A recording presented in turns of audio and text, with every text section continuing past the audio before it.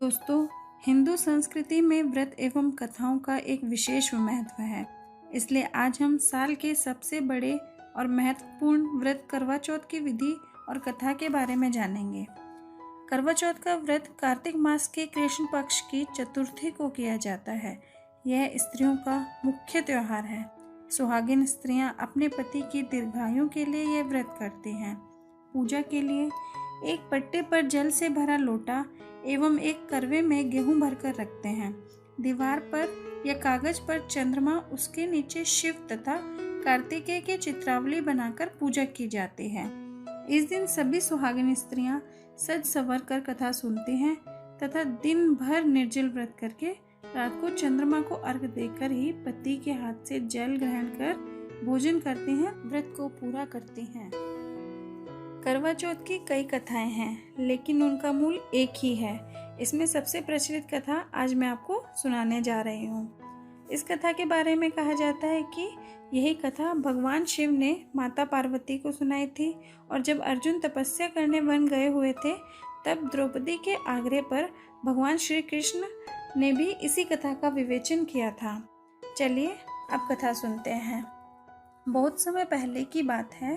एक साहूकार के 7 बेटे और उनकी एक बहन करवा थी। सभी सातों भाई अपनी बहन से बहुत प्यार करते थे, यहाँ तक कि पहले उसे खाना खिलाते, बाद में स्वयं खाना खाते थे। एक बार उनकी बहन ससुराल से मायके आई हुई थी। शाम को जब भाई अपना व्यापार व्यवसाय बंद करके घर आए तो देखा उनकी बहन बहुत व्याकुल थी। सभी भाई खाना खाने बैठे और अपनी बहन से भी खाना खाने का आग्रह करने लगे, लेकिन बहन ने बताया कि आज उसका करवा चौथ का निर्जल व्रत है और वह सिर्फ चंद्रमा को देखकर उसे अर्घ्य देकर ही खाना खा सकती है। चूंकि चंद्रमा अभी तक नहीं निकला है, इसलिए वह भूख प्यास से व्याकुल हो उठी है। सबसे छोटा भाई, जो कि अपनी बहन से बहुत प्यार करता था, उससे अपनी बहन की हालत देखी नहीं जाती और वह दूर पीपल के पेड़ पर एक दीपक जलाकर उसे चलने की ओट में रख देता है। दूर से देखने पर वह ऐसा प्रतीत होता है जैसे चतुर्थी का चांद उदित हो रहा हो।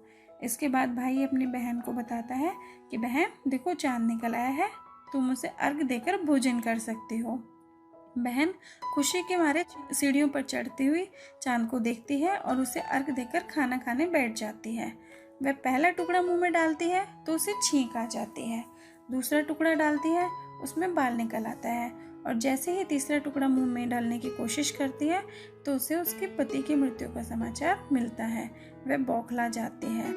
उसकी भाभी उसे सच्चाई से अवगत कराते हैं कि उसके साथ ऐसा क्यों हुआ।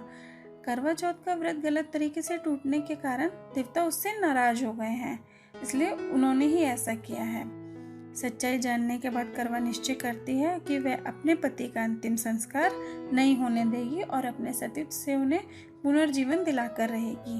वह पूरे 1 साल तक अपने पति के शव के पास बैठी रहती है, उसकी देखभाल करती है, उसके ऊपर उगने वाली सुई नुमा घास को वह एकत्रित करती रहती है। 1 साल के बाद फिर करवा चौथ का दिन आता है। उसकी सभी भाभियां करवा चौथ का व्रत रखती हैं।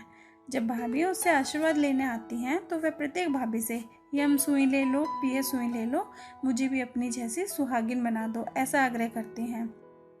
लेकिन हर बार भाभी उसे अगली भाभी से आग्रह करने के लिए कहकर चली जाती हैं। इस प्रकार जब 6ठे नंबर की भाभी आती हैं तो करवा उससे भी यही बात दोहराती है। यह भाभी उसे बताती है कि चूंकि सबसे छोटे भाई की वजह से उसका व्रत टूटा था, अतः उसकी पत्नी में ही शक्ति है कि वह तुम्हारे पति को दोबारा जीवित कर सकती है। इसलिए जब वह आए तो उसे पकड़ लेना और जब तक वह तुम्हारे पति को जिंदा ना करे उसे नहीं छोड़ना। ऐसा कहकर वह चली जाती है। जब सबसे अंत में सबसे छोटी भाभी आती है, करवा उनसे भी सुहागिन बनने का आग्रह करती है, लेकिन वह टालमटोली करने लगती है। यह देख करवा उन्हें जोर से पकड़ लेती है और अपने सुहाग को जिंदा करने के लिए कहती है। भाभी उससे छुड़ाने के लिए नोचती है, खसोटती है, लेकिन करवा नहीं छोड़ती है। अंत में उसकी तपस्या को देखकर भाभी पसीज जाती है और अपनी छोटी उंगली को चीरकर उसमें से अमृत उसके पति के मुंह में डाल देती है। करवा का पति तुरंत श्री गणेश कहता हुआ उठ बैठता है। इस प्रकार प्रभु कृपा से उसकी छोटी भाभी के माध्यम से करवा को अपना सुहाग वापस मिल जाता है। हे श्री गणेश, हे माँ गौरी, जिस प्रकार करवा को चिर सुहागन का वरदान आपसे मिला, वैसा ही सब सुहागिनों को मिले।